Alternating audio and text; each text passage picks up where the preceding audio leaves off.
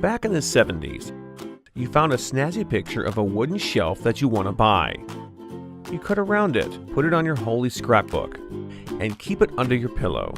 Fast forward to the 90s. Internet storms all over the world. People are scouring the web, and right-clicking is the way to grab a picture of a wedding gown you always dreamed of. But then you have to save it, put it on a floppy disk, and risk to lose it. It's a new world. There's got to be something better than this. Use Pinterest. Collect pictures from any website with your browser, laptop, tablet, mobile, and post them on your board. Create as many boards as you want. Cute animal babies, delicious looking cookies you just baked, things your husband really wants for Christmas, or your proud collection of every Chuck Norris movies. Just anything you can think of.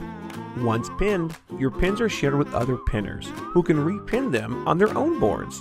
You can also follow other pinners to get updates on their pins. It's a fun and simple way to share things you like and meet others with similar interests across the globe. It goes beyond just sharing pictures. Pinterest can be used to organize events, share recipes, or do-it-yourself projects, and promote stuff. Pinterest.